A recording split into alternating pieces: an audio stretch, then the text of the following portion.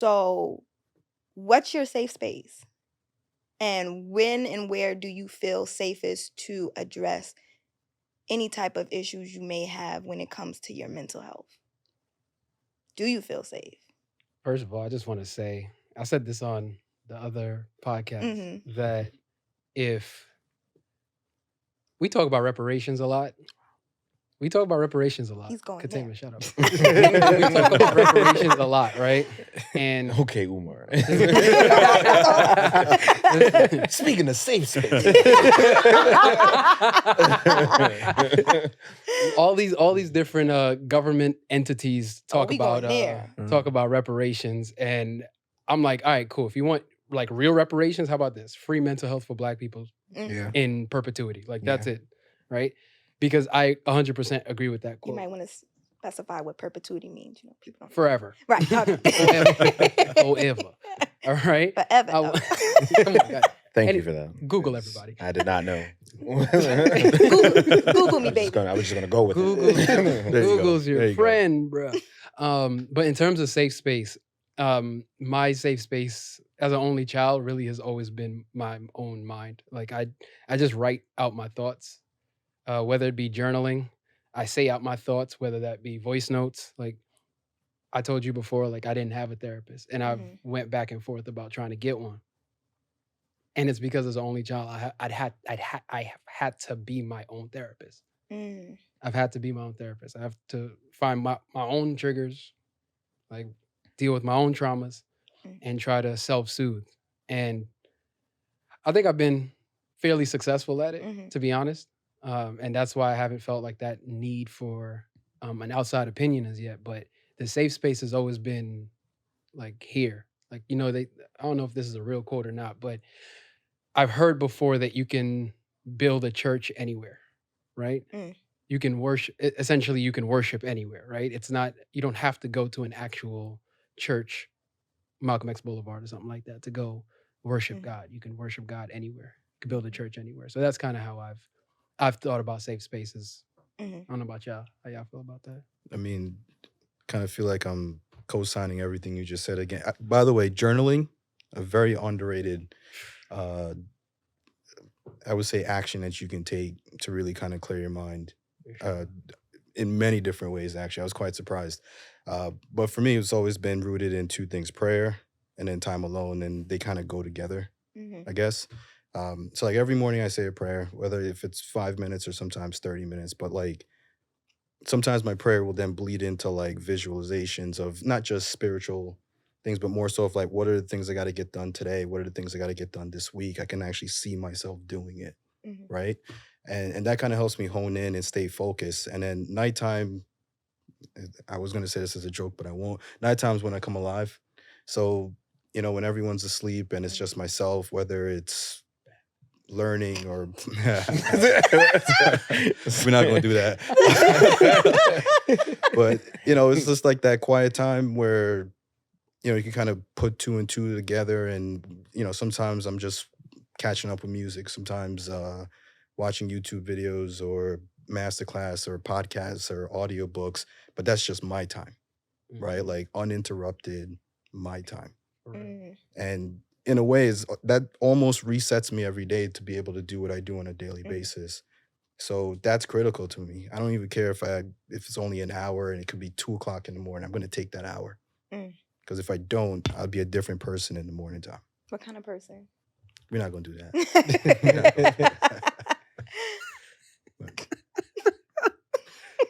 I'm sorry. That's a trigger, by the way. That's a trigger, right? I'm sorry. It's Katema, because I just, after you said that, after you finished, and you said, what kind of person? I am Batman. You're not. You missed the conversation earlier, too. Held that in. I was like, I was going to say that, too. Right. By the way, Katema thinks he's Batman, so.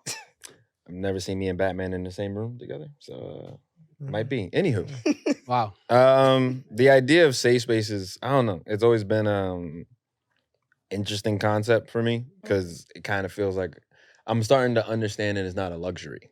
I've always saw having a safe space as a luxury because I did not grow up in safe spaces. I didn't have a lot of safe spaces, so I've had to I didn't realize that all those times where I was a kid and I used to get into fights and stuff like that, that was me trying to make a safe space for myself. But if I have to create a safe space, it's like if I have to fight to make the safe space, it just becomes I don't know, exhausting.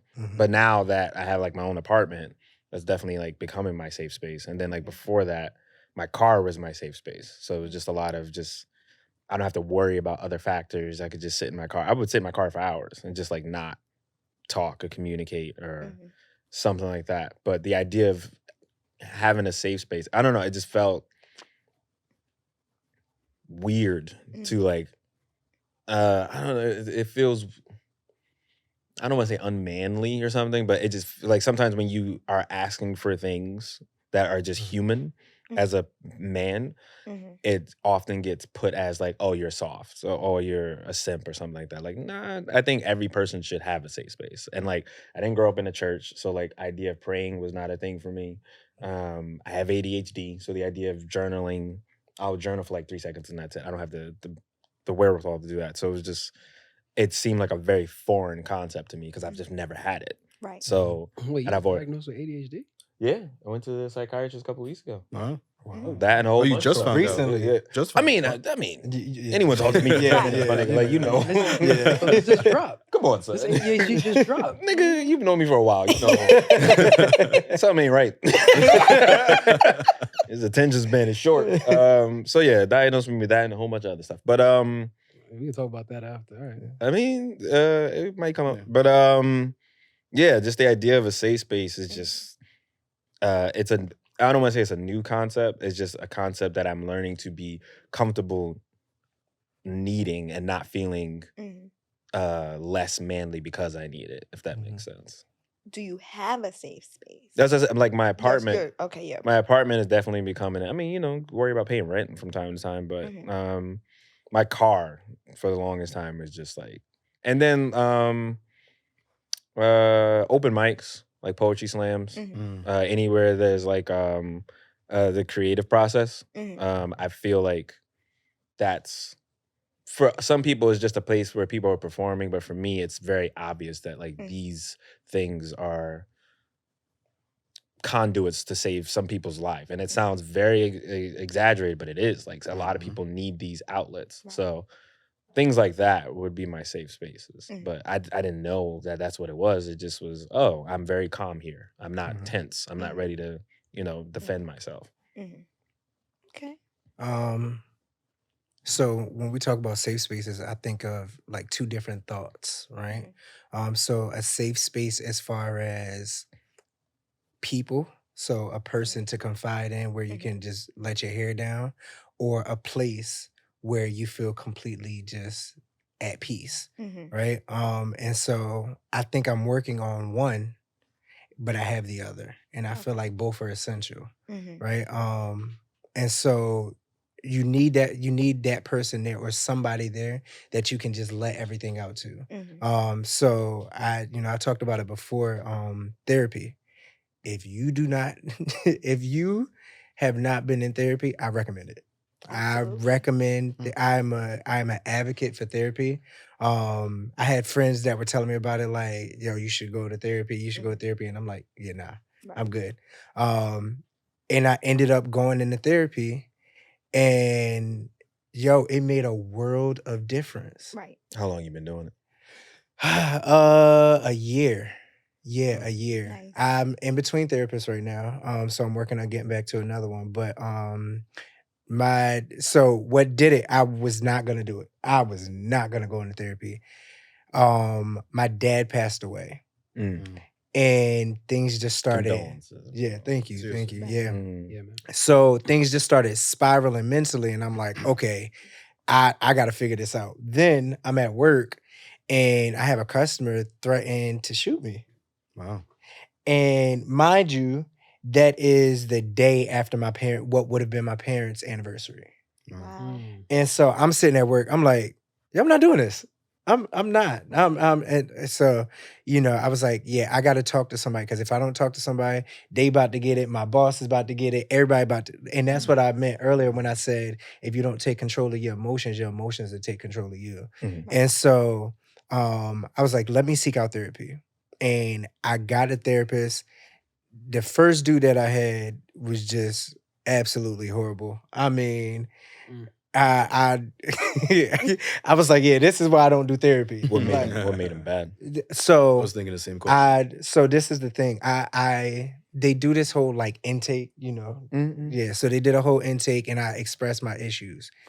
And he was doing one of the things that I expressed was my issue. So if I say I feel like people don't honor my time and don't respect me as a person, and then every one of my sessions you're pushing off Yeah, for the yeah, people yeah. that were Yeah, before me, Yeah, then yeah, I got a problem with that because Yeah. you're not respecting my time. Yeah, yeah. I could let once go, maybe twice, but 3 times, Yeah. bro, nah, go And you ahead. paying for that too. And I'm paying Right, for it. exactly. Like I'm paying you to be on time, Yeah, yeah. and Right. so you're not respecting my time, which means you don't respect me as a person. Yeah. And so then they ended up connecting me with this lady, you know, and she was older and everything, like she like grandmom and all that. And so I'm like, Felt comfortable. yeah, well, this the thing. At first I was like, I'm not connected with her. Like, what? Right. This is not gonna work, you know, give me somebody, you know. And she started talking, and next thing I know, like I was sitting there like, yeah, so my day was good. And I'm like, oh, hold up, wait, what you doing? And it to me, I lost my grandmother at the age of 10, and she was like my best friend. Mm, And so when I started talking to her, I felt like I got that back. nice. And so we started talking and diving deeper. And I was like, yo, this is really like, this is dope. This is good. Okay. And she became, you know, yeah, I'm paying you. And yeah, you work for me. But at the same time, I feel like you respect me as a person. I feel like the guidance that you give is sound. And I feel like, honestly, I feel like you care, Mhm. which is what I needed. You know, I needed somebody who cared that I could just come in, just share everything with without judgment, without worrying about, okay, nah, they're gonna look at me kind of crazy. She gonna look at me crazy. If what I say is wrong, she gonna be like, nah, come on. You know, That's you a and good I both therapist. know. So like Mhm. that's a good That's a therapist. good therapist. Because some therapists, They just want the money. they just want the money. And so they're not gonna tell you about yourself. They're gonna tell you what it takes for them to get paid. Right. So My it- therapist ever say, "Yo, that's crazy" during a session? Yeah. I want my money back. Yeah. so quick question. How many of y'all are in therapy? I'm gonna raise my hand because okay. In theory. We working on. We working on it. Getting there. But interesting that when I asked the question, you know, what is your safe space? And I'm glad that you brought it up, therapy, because everyone else's answer was kind of like themselves or their alone time. And it wasn't to make a person. And I like the way you said it. It wasn't just like a relational person. It was your therapist. So now I'm gonna pose this back to you three. You know, I feel like, and I could be wrong, that might be most men's reaction may be to be their own safe space. Do you guys think that, and why? Yeah. No, you can. I mean, you know, but Yeah. you can answer too. Well, the only reason why I say yeah is because it's hard. Mhm. Especially when you speak to people and people don't understand you. Mm. Or people judge you off of what you say. It's difficult when you try to put yourself out there to find a safe space in other people, and they either don't get it, Mhm. they either take what you say and Use it against you, or they just don't give you sound advice. And so you try. Mhm. I'm not gonna lie, yo. I've been in their position. You try. You're like, yo. I'm gonna get this a try. I'm gonna try this person. I'm gonna try that person, and let down after let down after let down. But if I would have stuck with the let down of that first therapist, Mhm. I wouldn't have stayed in therapy. Mhm. Yeah, I mean, it's very hard to be vulnerable Mhm. around people. So I've been in therapy since 2013. I've had every type of therapist. I've had black, white. I've done group therapy. I've done couples therapy. I've done a Male, lot of different, female. male, female, all of that. And it's cool. It took me a while to even talk to them to be vulnerable. But it was like, from like what he was saying before, like there's not a lot of people in my personal life that I feel comfortable being vulnerable with as like a man? Besides Chanel Smith. No, I mean, no. I'm glad you brought that up because, like, even with y'all, like, even with the y'all, it's hard for me to. It's not that y'all don't create that space. Sometimes it's just I know how you guys see me. So like, there's a way that you guys see me. Y'all joke around and call me black man because I'm your favorite, but like, there's times where I'm just like hurt and like down, and I don't want y'all to see me like that. So there's times where I'm not all the way comfortable having those conversations. But then I've also had other instances where people will use your vulnerability against you, or they'll say they want someone who's quote unquote emotionally intelligent or emotionally able to explain themselves, but because of this hyper masculinity that's associated with being a black man, because there's masculinity and there's hyper masculinity associated with black men, that like there's shit that we just can't get away with. There's things that was just not cool. There's certain expectations that are consciously and unconsciously held on us that we held within ourselves, but then also is perpetuated by men and women. There's a lot of toxic things that I've learned about masculinity. Like, I'm very sensitive to how much I can actually talk, because growing up, my mom would always say men are not supposed to talk as much as you do, or like just certain things. So it's That's like interesting, because a man told me that last week that men are not supposed to talk as much as women. Yeah. Like, that's does that really a even thing. mean? I don't Yeah. like I don't I've never heard. because I So, don't. so I could. I've been talking it my whole life. Yeah. I can see I talk a lot. So my mom said the same thing, Yeah, and I had to find out what it meant, and it's because we're supposed to be a prop. pretty much. We're just supposed to be there as a resource, right? And so it's like women are more talkative, more catty, more conversationalist. We're just supposed to be there to add spice to it every now and then. So Little paprika. little zest. Yeah, little drink. So we just supposed to, yeah, you right. Yup, that's good. But we're not. You wrong. Oh no, you wrong. We're not supposed to That's give our crazy. thoughts. That's crazy. That's crazy. Yo, that's wild. No, I mean, She get on my nerves too. Like, right, Yeah. you got to take a side though. I might push back against that just a little bit because, for me, what therapy is what a guy's night is. If you got the right people around you that's been with you, that there's a level of trust and vulnerability there, right? So, like, in theory, one guy's night can mean like 10 sessions for me, right? And I know guys that are like guarded, and we'll stay up hours just talking, and pour a drink, you relax, and they'll talk for hours. But if you see the role in most cases is that we're supposed to be problem solvers, and that's our primal nature, right? So if everything we're doing is solving a problem, we're listening for a problem, but we don't have time to communicate ours unless we're amongst ourselves. So I think that's where the value of therapy comes in, is because in theory, if you get a good therapist, I guess, they're listening to you. Whereas your role in most cases, depending on profession or where you guys at relationship wise, is more on the listening end, because you don't got anyone else to talk to on that line unless you connect with someone that, so maybe that's why that's the case. I've never really heard that line in the past, but I could see why that could be a thing, right? But even an outlet like this, excluding Chanel in a way, like if we knew each other personally and we just met up once every 3 months, I'm almost certain if there was a level of trust and vulnerability there, it could equal what most men are lacking. And sometimes the community is what you need too. If you don't have that community around you, whether proximity or just in general, can have a negative impact long term. Right. Thought you were gonna say something. Yeah. All right. I'm gonna be real. Stop it. Continue. Be real. I'm gonna be real. Be real, Brooklyn. Real, So, Jared, what you just said right there is exactly what was on my mind. Is that one time I was coming back from a trip with my guys, and it was a trip to Atlanta, and we drove, and we came back, big haul, right?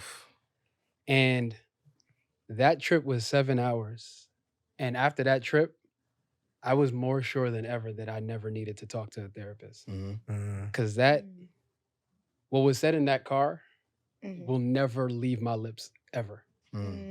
it won't ever leave my lips Mm-hmm. because that conversation, the depths of which we poured out our soul to each other, Mm-hmm. you talking about I'd have to be talking to a therapist for years to Right. get there, to get that Right. comfortable, right? Mm-hmm. There's a built-in relationship equity that you have with these people that you Mhm. can always Right. pull on, right? And it's so difficult for me at least to get there with a stranger because I'm always going to compare that relationship to what I have with my guys. Mm. You know what I'm saying? The other thing I was going to mention was like some of the comments that that were mentioned here, like a lot of it is framed in the perspective of society, right? What society is expecting of Mhm. you. And that's just something that over the last, I want to say maybe 4 to 5 years, I've quite frankly just stopped caring about. I'm even if I try to care about it, it's Right. difficult Mhm. to get there. Right. Like if I wanted to wear something and society said that this wasn't going to look good on you, it's like I just don't care that much, Right. right? So I start internal and say, what do I want? Mm-hmm. And then I just build every brick on top of that. Right. And foundationally, I feel pretty solid. So that's why, like, it's hard for me to frame any perspective based on Mhm. society because you can have so many different perspectives. And I choose to have a perspective that doesn't take society into account. So, Right. I mean, so I'm always hesitant with like the friends being your therapist thing because it's like the number one reason why I always say Black people need to go to therapy is because we normalize trauma. So like, there's a lot of things that is very traumatic that is just normal. I was like, oh yeah, so someone put a gun in my, like I'll joke around with my friends like, yeah, you had a gun on him, blah blah blah, and there's people that don't even think about that stuff. So like, Right. I love my friends. We've been friends since I was like 13 or whatever. But there's just certain times in which they're going to say stuff where I'm just like, And again, since I've Fair. been doing therapy for like years and years, Mm-hmm. the Katama in 2013 is very different than the Katama in 2020, very different than the Katama in 2023. So there's just going to be certain perspectives that they're going to come from that is not particularly going to work for me that I Right. think can be limiting. Now, granted, I have my safe space, like I can talk to them and I know what I can get. If I need real shit, my boy Shay is just going to tell me the real. If I need to be vulnerable and talk to Jared, and I can get that from them, but there's still a limit. Still a limit. Don't break the equipment. I You would- feel me? Yeah. There's still a limit in their capacity because again, like even with me and Jared, like we're trying to figure out this being a man shit on our own. Right. So it's like we're figuring out and we're being vulnerable and figuring these things as we're going, but someone who's 50 years old, a 50-year-old man who's married is going to have a lot more, information to give me. So like Right. when I'm talking to these different therapists, they just have different perspectives. So like I'm pro-Black as fuck, but I had this one white therapist who gave me a different perspective one time Right. because as a Black person in America, we grow up, there's a certain thing that it is imposed on us. Yeah. Like there is a certain level of like limitations that they often put on our perspective that white people don't have. Yeah. You just don't have it because you Yeah. don't grow up like that. So she was the first person to ever tell me I was always crazy. I always thought I was crazy. And then she was the one that said, do you ever thought that you're the normal person growing up in a crazy environment? I've never even thought about it like that. Wow. So I'm like, I good. value the friendships that I have and I value the conversations, but I will always say that therapy really got me a lot further than anything because of those literally just objective standpoints Right. that made me see things a lot differently. I see what you're saying. And by no means am I saying that your friends should be your therapist. I'm simply saying like whatever part of your mind is activated via therapy, I Mhm. think can be activated also via that community that you've built, especially if it's curated correctly. So my friend group, my very tight-knit friend group, like the guys I go to about particular things, like those folks are as introspective as I am. Like I am super introspective and I've had to be because being an only child, it's literally just you in a box. You literally grow up in a box, right? I'm in my four-wall room staring at myself, right? And I have to get to know this guy, right? And also, I've had my hand in a lot of different pots growing up, like trying to build different side hustles, businesses, and stuff like that. And I've always said that the pursuit of entrepreneurship is the greatest uh, confrontation with yourself that you'll ever have. Try building something from absolutely nothing. Mm-hmm. That is a direct conflict with you. People think competition is your problem. No, it's you. Right. Who are you? Right. Like who are you? And because I've had to ask and answer that question over time, I've started to feel less and less like, I talked to a therapist before, but I was like, I don't want to feel like I know more than you. I don't want to feel like I could do your job a little bit. You know what I'm saying? Mm-hmm. And I growing up in Brooklyn, going to Brooklyn College, which was statistically at the time the most diverse college in America. I was exposed to so many different. So the folks you talking about, like talking to white folks, talking to Middle Eastern people, talking to Asian, like all of that stuff, I was exposed to that right there. So I was having those conversations and like creating perspectives. So when I see stuff happen, I can understand it, right? I don't get upset at stuff because if I could understand, I can't understand and be upset. That's an oxymoron. I think. No, go ahead. I was gonna say, I think the biggest thing to recognize when we're talking about it is there's no right answer. Like there's no one way for everyone. You know what I mean?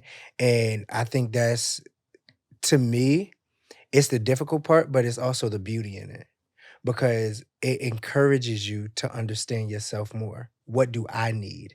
So versus, oh, this is what society is telling me that I need. This is what people are telling me. No, what do I need? What areas am I struggling in, and how do I best? Okay, so I have a friend. Is very introverted. They not gonna talk to nobody. They just gonna be real. If you don't seek them out and you don't check on them, you're not gonna hear from them, and they're good, right? Me, I'm very extroverted. Our needs are different, and so what works for him may not work for me, and that's okay.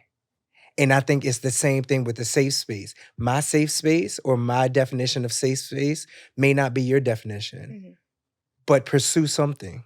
Right. And I think that what Katema was getting at is that there are just certain things that we deal with that our everyday people may not be able to pull out of us. So there you have to go the extra mile. Just like if I have a headache, I might just, let me call my mom and she's gonna tell me, oh, go take a Tylenol. But it could be something more. And unless you go that extra mile, depending on what your triggers are, depending on what your patterns are, then you'll know, okay, it's not just I need a minute to myself. It could be something more. So I think that that's what Katema was getting at. And you all made valid points because it sounds like even if you all are figuring things out, you have a go-to.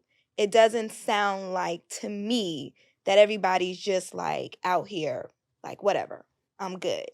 I mean, even with therapy, I still isolate myself a lot. Oh, I know. I still do that. I know. Katema will go missing for weeks, but it's fine. Wait, why does what about the isolation brings you comfort? It's not comfort. It's very much. It's safe. Safe in a way, but it's like I don't like people seeing me hurt. Like I just don't. Like I don't like. If I'm dealing with something, I deal with it on my own. And sometimes it's people do not understand.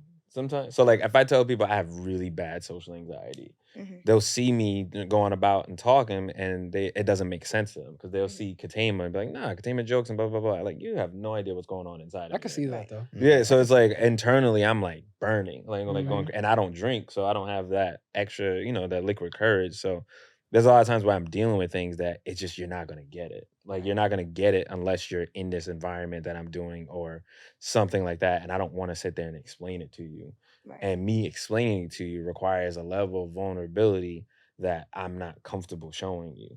Right. I'm gonna ask a follow up to that because I've felt that I haven't told people about particular things because at the end of whatever I say to you, I don't believe that you have a solution. I don't believe that you will ask me the question. But I don't always want a solution.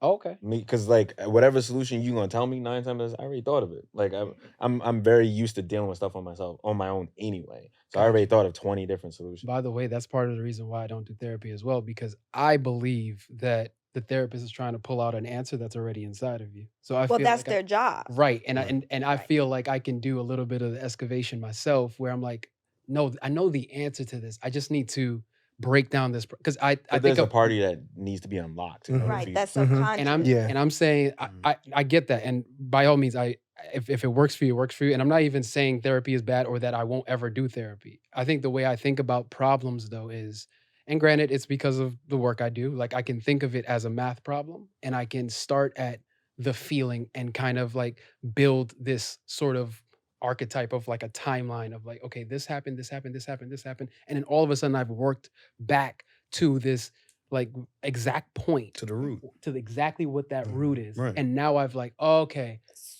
So I have a question. So what happens when you don't find the root or you don't understand the root? Because we can know, okay, I have a problem, but I don't necessarily know where it came from. Because, one of our mentors says to me and my best friend, the only way out is back through. And that's a part of therapy is you're not just trying to find out what the issue is, but you're trying to figure out what's the root so it doesn't continue. right, And so what happens when you can't do that on your own? yeah, you're gonna, Well, 100% agree. yeah, Every problem, it might seem like a problem right now, but there's a root behind that. And if you could find it, you can fix every other problem that stemmed from that root, right, in my opinion. Um, First of all, I'm not against advice. I mean, I'm in the advice profession as well, so I know the power of paying for advice. So I do respect it. I'm just in the beginning stages, so I don't fully know if it's valuable for me as yet. But in theory, if I don't know, it's kind of tricky because like if you had done a self-awareness journey like I have, where you could tap into like you really took time and really, really worked on rewiring yourself, right? It- your awareness is there. So sometimes it's very easy to get back to the root of the problem because you're already aware of yourself and what caused it. Mhm. However, we all have blinders. And I think really what I'd be willing to pay for is for someone to help me find my blinders, right? Mm. that's a good And point. then I can move on from there because, like, a lot of what you described earlier today, to me, like, I've traveled a lot, right? Mm. I've experienced a lot of different cultures, Eastern and Western, right? There are many different ways of solving a problem, right?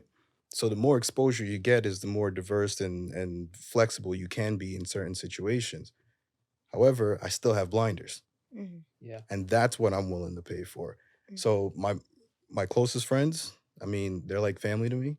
Two of them are psych majors, so maybe that's why they could kind of somewhat help. Yeah. Even though that's not their profession now, they studied it, right? Mhm. But I think a lot of it has to do with just your exposure to different things and then your own self-awareness journey so you can catch on to, all right, I did that, but I intended it to be this, but it had a different effect. And why is that? Mm. yeah. Right. And I think that's where it comes up. I'll just answer the root question really Mhm. quickly because I want to piggyback off of that. So, one, the exposure thing, 100%. And the exposure doesn't have to be an actual, like traveling to a location. It can be exposure to just lifestyles, right? Correct. Number two is curiosity. The work that I do, the number one asset is curiosity. And if your curiosity, you just like point it inward, Mhm. you just ask why,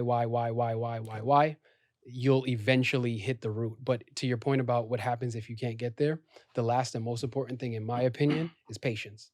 I have the patience to wait until I figure it out. And that's the thing that maybe some folks may be on a different path and they're like, listen, I need to fast track this a little bit. But for me, I haven't hit something where I felt like I couldn't get to that root cause. And even if I couldn't, I had the patience in that moment to say, I'll figure it out at some point. I always have. So, Mm. Okay. I have so much to Um, touch on, man.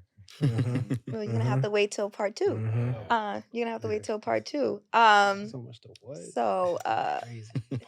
you look like you're burning right now, Katama. You're burning inside. Katama. Breathe. Because I'm sitting next to 2 people who are immature.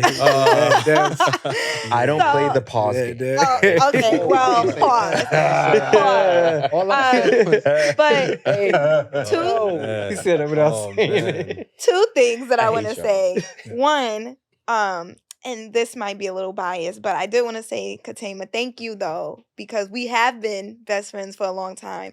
And to hear you say that it's hard for you to be vulnerable to your friends, but you still confide in us, I just want to say thank you, because I appreciate the fact that you have the vulnerability, because there are times you have called and said, I need to talk. It took me a long time to get to that. Right. But I appreciate and respect and value the fact that you are able to do that.